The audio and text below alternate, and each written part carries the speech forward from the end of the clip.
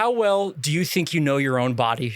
All too well. Okay, so this was about when I was I think I was like 17 or 18. Okay. I was lying on the couch watching TV, had the house to myself, and I know other people do this. I don't know if you do this. We've ever talked about this. Do you ever just like get real comfy and you just put your hands in your pants, like above the underwear? You just kind of hold yourself. Yeah, bro. For like what, comfort? What's that one song? Today I'm not doing anything. Who's that by? Bruno Mars? Yeah. Today I just don't feel like doing anything. Something? Yeah, bro. If Bruno Mars is putting his hands down his pants. Does he sing that in the song? Yeah. Is that normal? Okay. Yeah. I didn't know that. If Bruno Mars is doing it, I would be willing to bet that most people do it. So one day I'm doing that. I'm about 18 or 19, laying on the couch, comfortable, hands in my pants above the underwear, watching TV. And then I wasn't really thinking, but like my hand finds something on like my left nut. Oh. And then I go, that's a little weird. So I do a little closer inspection. Now I go under the underwear. I got to wash my hands later. Now I'm going under the underwear. I'm going in, dude. I'm like, I'm feeling something on my nut. And I'm like, it feels like a nub. Like the best way I can imagine is like, if you blow up a balloon and you tie up the end, there's just like a knot there, right? Yeah. That's what it was kind of feeling like. It's like, how your testiculars are oval? There's like at the end of it, there's a little nub there. And I was like, what the fuck? And I paused the TV. That's how serious this gets. I go, what the fuck is that? I took my hands out of the pants, grabbed the remote, and paused the TV. Different hand. I paused the TV. I start freaking out. I'm like, this killed every vibe I had. I was like, what the hell's on my nuts? This is scaring me. Right? I'm like, do I have cancer? Am I going to die? What is this? Is this the mumps? Is that what that is? Yeah. So I wait for my mom to come home and I tell her, right? And I got to nervously go up to my mom, tell her I found something on my nuts. So I'm all like, I was peeing and I saw something on my balls, and my mom just stops it like, do you need a doctor appointment? I'm like, yes, please. She's like, I don't need to know how you were inspecting yourself. She's never going to believe me. So she sets one up for like a week ahead. I think it was the closest you can get. It was a week ahead, and thank God it was a male doctor. Okay. Because for that entire week, and I'm planning to go to the ball doctor, I'm practicing. I'm like, okay, no one can see me soft. So I came up with the formula.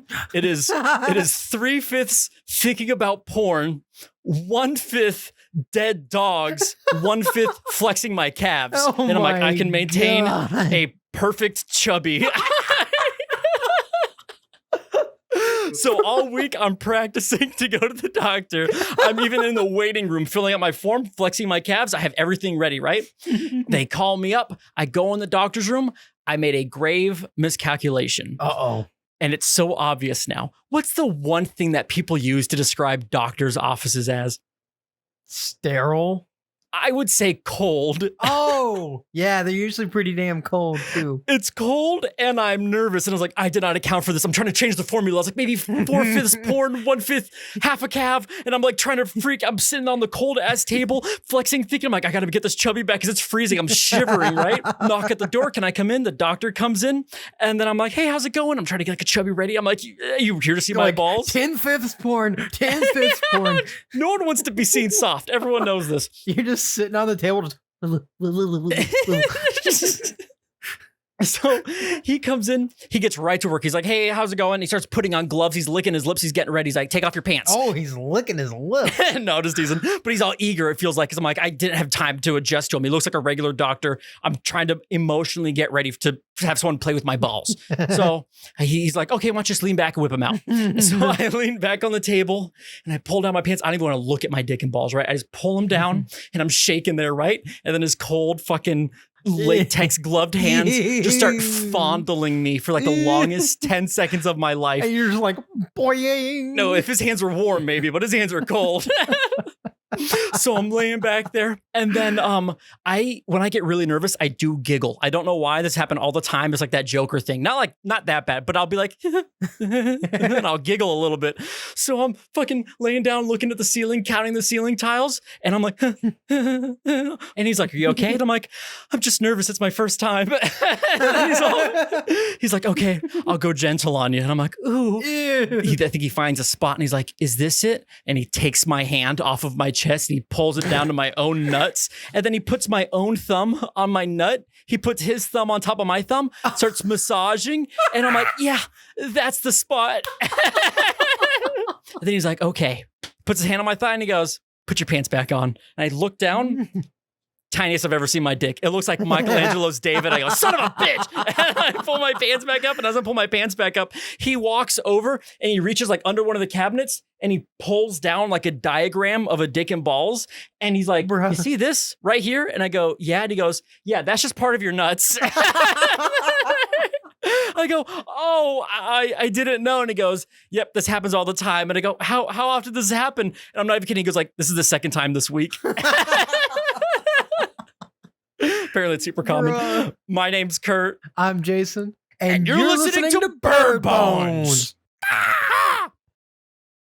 Oh my God. It was a little bit of a short one. I didn't really practice it that well. I still got to all my jokes, but I thought it was longer in my head. Yeah, so was your dick. Yeah, it was longer in my head. How does it make you feel that entire trip was a waste of time? Honestly, I learned a lot. I learned about my body that day. Everyone, check your nuts right now. Make sure you got those lumps. Yeah, Jason, reach in there.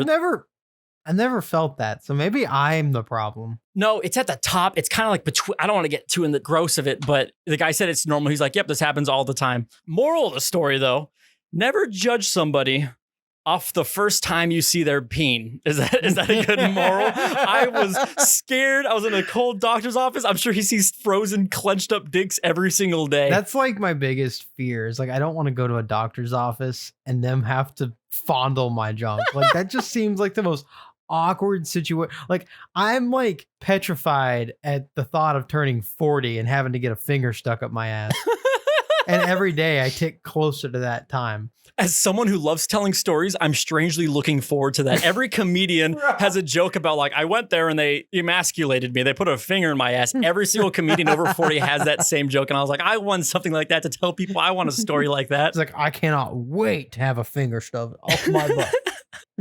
I don't like telling other people's stories, but this one's so funny and on topic. And it's my brother. So I feel like I'm allowed to tell this one. He had to get a physical. I think he was around the same age as me at this time, like 17, 18, whatever. He had to get a physical, right? Which is also like, that scared me as a kid. I wanted to go into football, but they go like, oh, you have to get a physical. You have to have someone play with your balls. And I was like, I don't really care that much for football. Dude, I was like, nah, I'm good. Yeah, it's not worth it. That's the first row bump and I'm turning away. I'd rather go draw cars. I don't care. Yeah.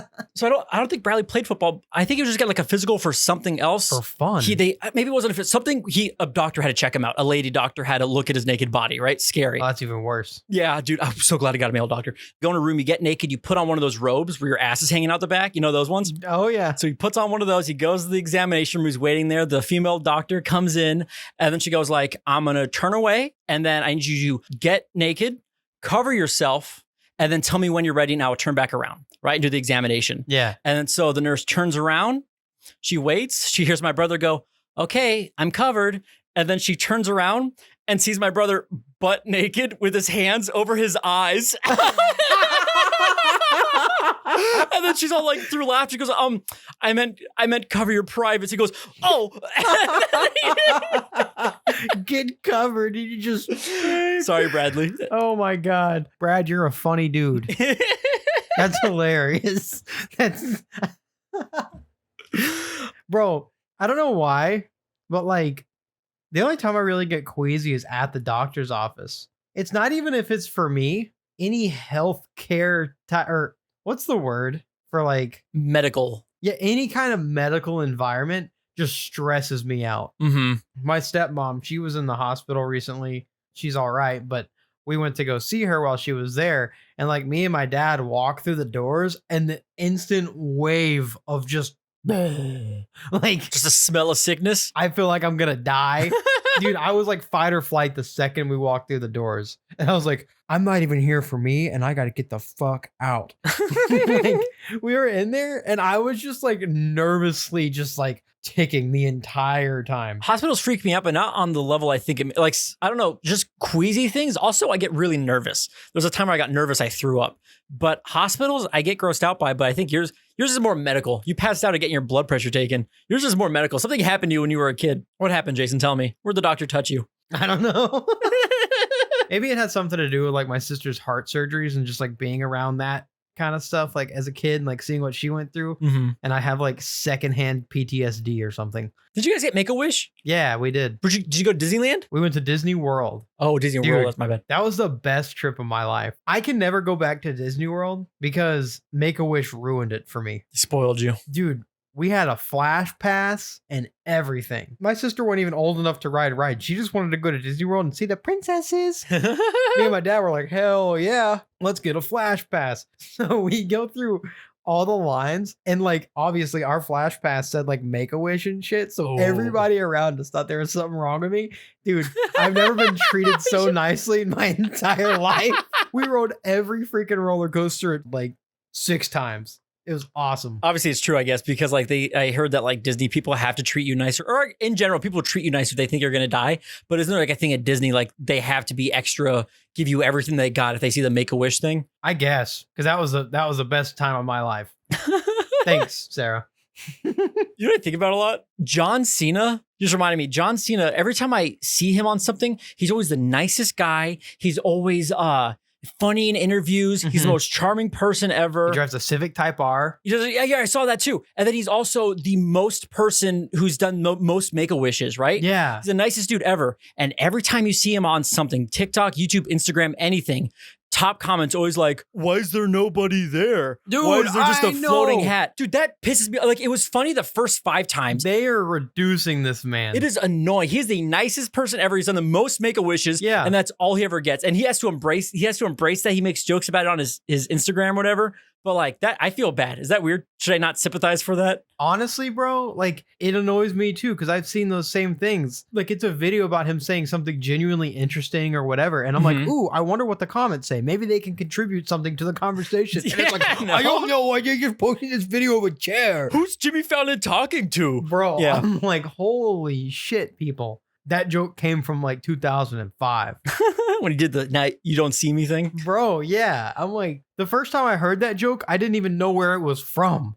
Why do people feel the need to repeat jokes that they've already seen? Like another one, like every time I see something now, I can guess what top comment's going to be. Like the movie Idiocracy. Every time the movie Idiocracy is mentioned, top comments go, "This used to be a comedy. Now it's a documentary." Really? You ever seen that movie? No, I haven't seen that movie. Oh, fuck. Let me set up. Idiocracy. It's a movie about where this guy actually travels to the future and everyone's dumb. I think it was made by the guy who did King of the Hill. I forgot his name. Oh, okay. Yeah. Or it's the same thing with Back to the Future where it's like, he went back in time so he could bang his mom. Yeah, they steal from John Mulaney. Everyone just like hears the same joke and they just feel the need to repeat it. I do not get it. It's so annoying just how people, they constantly regurgitate just random shit that they hear and they pass it off as if it's their own original thought. Mm-hmm. So anyways, we should really make a podcast. Yeah. We have so much original stuff to say.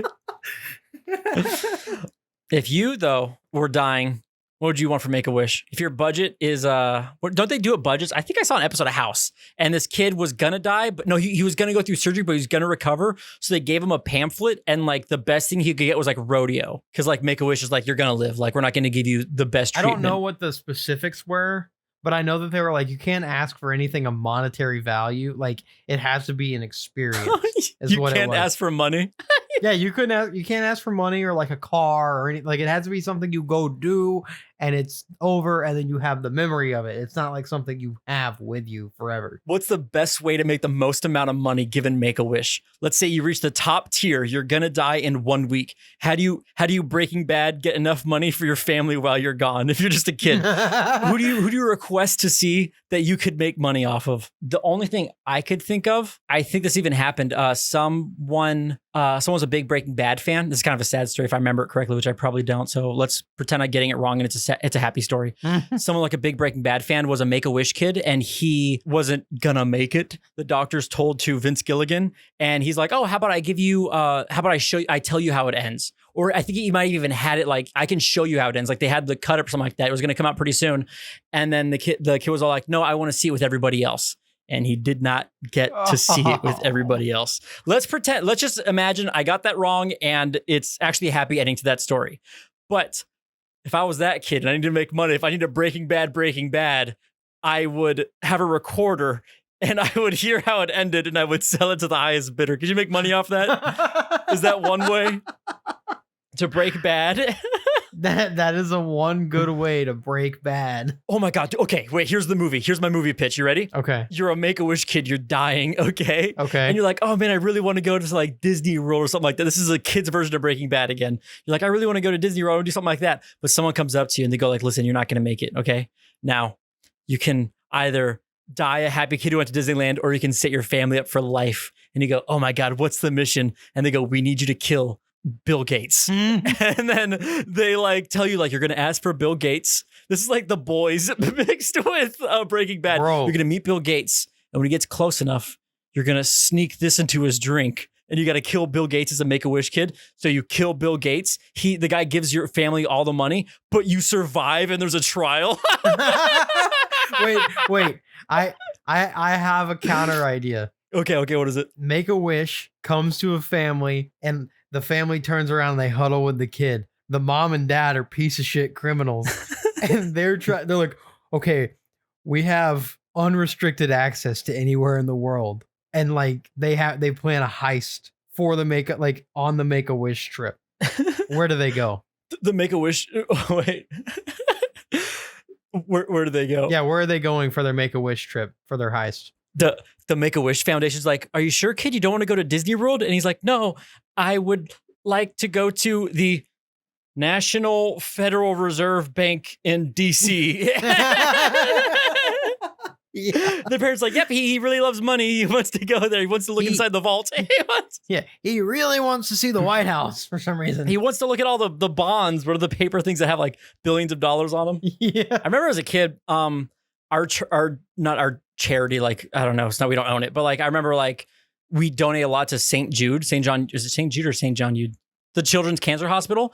And I remember, I don't know why this is like a dumb kid thought. I remember thinking like, oh man, but I really like the Make-A-Wish one. So if I start to die, I only get one charity. I for some reason I thought like it was like insurance. So if I die, I'm like, oh, we should have donated to Make-A-Wish. Now I'm not going to get to fulfill anything. I remember that being a genuine thought as a kid. That's hilarious. Like, oh, I'm only going to get cancer treatment. This sucks. Why don't we donate to Make-A-Wish? Too bad I got hit by a bus. Yeah. Oh, I kept donating to the Sarah McLachlan dog thing. And then I got rabies because a fucking pit bull bit me. And they only treated the pit bull. Yeah, they only treated the dog. Now I'm here. No help. I'm fucked. Oh, dude. Also, ever since I just accepted the fact that Danger Days is my favorite My Chem album, not even kidding, life has just been, I enjoy the album that much more. I've always loved Danger Days. Okay. I don't even say Danger Days is their best album. I think that's definitely between Black Parade or Three Cheers because I love concept albums. Yeah. But like when I just open up my heart, I was like, Danger Days is my favorite. It's the most enjoyable one to listen to. I listened to it 3 times at work today. Oh my God. Every single time I hear Look Alive, Sunshine, I go, oh, let's do it again. I gotta listen to Danger Days again. It's been a second. It's fucking perfect. All these songs I don't appreciate. Like I love every single My Chem song. But you know how sometimes if you listen to an album or even anything, if you listen to a band for so long, there are songs that you kind of just forget. I don't know how to explain it. Listen, I love My Chemical Romance more than anything, okay? But I listen by albums. So there are certain songs off each album that I don't associate as its own identity. I just kind of go, oh, that's part of that. Like I used to not appreciate Save Yourself, I'll Hold Them Back. I never really appreciated that one because I didn't really see it as its own song. I thought I was like, oh, that's kind of like a filler song in the middle of Danger Days. Interesting. Like I said, I'm the biggest My Chem fan. There are certain songs that I don't know the name of because I listened by album before the internet, before I had it on Spotify. And I was like, this is a good song. I could read it. Yeah. I don't know half the songs off Three Cheers. I know every single lyric. I know every single fun fact about them if I hear the song, but I'll be listening to one and I go, all their song titles on Three Cheers, a lot of them, if it doesn't have a music video and it doesn't have an iconic thing that it does, I will forget the name of the song. Yeah, I can relate to that because like it's so weird. Like there's certain songs from bands where it's like, I know the song. I don't really know lyrics to songs as much, but it's like, I know how to play every part of this song on guitar, every part. And then I'm like, I don't remember the name. And then it gets to the chorus and it's like, rock you like a hurricane. I'm like, oh shit, that's what it's called. To be clear, I know that song, but that's the first thing that came to my head. I know. And I feel so bad because like it happened at the concert when me and Kylie went to the My Chem concert. I fucked up one of the names of the song and it was a basic one. I think, what was it? It was, I Don't Love You started off. And for the first like 20 seconds, I was like, oh, Cancer. I went like that. I mixed up those songs. Certain songs One, because I think I Don't Love You is like, was it you I was talking to about this? I Don't Love You, I think is like my least favorite, is like the most forgettable My Chem music video to me. Really? Oh, the most forgettable music video. Forgettable, because every time I see the I Don't Love You music video, or if I'm watching it on Spotify, like it has a little looping background, I go, I always forget there's a music video for this one. I didn't even know there was a music video. I think you've seen it, but you just don't it does not look like a My Chemical Romance music video. There's like a guy who's like in black paint, he's fully black, and then there's a girl who's in white paint who's fully like white with like black pupils. It looks like that AFI Girls Not Gray music video. I always mix it up with that one, except this one's in black. I remember Gerard Way, when they recorded here's the thing. Three Cheers had the best fucking music videos. They were all by Mark Webb, and they all had the theme of like trailers for movies. I'm Not Okay was directly a trailer for a movie. Ghost of You looked like some mystical movie. Helena, they all had these things. Yeah. And then I think Black Parade kind of had like my least favorite music videos. Well, the Black Parade's the greatest music video of all time. But anytime, like, I don't know. I think there's like the main ones that really lean on the band performing. Like Famous Last Words is just them performing. The Black Parade, they're performing On a Float. I Don't Love You, they're performing in that one. Don't forget Teenagers. Yeah, but like I'm Not Okay, Helena, those ones had there's like B storylines that went on. So what was I even saying? I love My Chemical Romance. Yeah. But I Don't Love You, I just don't care for the music video. Yeah, I love that song. That song's really good. I think that my favorite music videos are Danger Days music videos. Those ones go so far. Oh, dude, that's like the exact opposite of like the other, like I just said. Yeah, Danger Days, no. They're not performing in that one. Sing, they're not performing. Dude. They're no longer like a band. Like it's like a full-on story. But on the opposite end of that, I think it was either the Kids from Yesterday or Planetary Go that the music videos are just them performing. And I forget, full of fun fact for you, I forget which one. I think it's the Kids from Yesterday was actually fan-made. Someone made a fan-made music video of them. My Chem's like, this will be our official music video. We're going to tweak a couple things. And a fan made a My Chemical Romance music video. Damn, I didn't even know that. Like when I think of My Chem music videos, I think of just Sing and Na Na Na. Dude, every time I watch them, I get this feeling of like, I just wanted it to be a movie, I think is what it is. It was just so larger than anything. I know, like all the sets and everything, like the characters and like the story, the visual effects. Oh my God. The visual effects, the implied storyline. I'm like, why is this not a bigger thing? This needs to be so much more than a freaking music video. I said this in my Nuke interview, but like I said, Danger Days, the Non music video made me who the visual effects editor I am today, because that one and Sing, they have like good visual effects, but they also have some campy things. Like now, I gotta stop using that word campy, but they have some corny things. Like every time I see Sing, it's like the opening shot. I think it's when they're pulling up to the Scarecrow building that it's just the footage sped up really fast. So the car, it looks like a little RC car. I always giggle when I see that. But then like the blasters look amazing. Oh my God, I'll never forget when like Gerard Way shoots the Scarecrow from behind and his eyes fill up with his eyes flash with the blaster. Dude, and then when Grant Morrison in the end of Sing kills Gerard Way, spoiler, and he shoots him, you see like the laser going up the blaster. Yeah. Just the greatest music videos. These things I'll never forget. Yeah. Gerard Way's ass at the beginning of Na Na Na when he's putting on those jeans. That was the best visual effect of all. Oh my God. You remember when we dressed up as Killjoys for Halloween? Oh, dude, that was the best Halloween. And we made the blasters out of cardboard and they like had functioning shit on them. No, yours had the functioning shit. Yours looked amazing. No, wait, you were the only one that made one. You made a legit one out of cardboard and it looked amazing. I think I used a Sega light blaster. I don't think I made one out of cardboard. Really? I think I had the Sega gun. Oh, for some reason I thought that I made us both one or something. No, but you had a really cool one. It did have moving parts. You had you had the best one. You actually looked like Party Poison. You made a jacket. You look like a bigger Mike Hem than me. You had go off. Describe your outfit. That shit was so killer. I custom painted a Party Poison jacket. Oh my God. It had the logo and everything, the whole thing.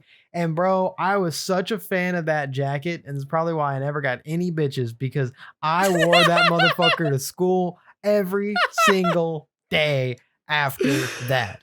Do about the mask.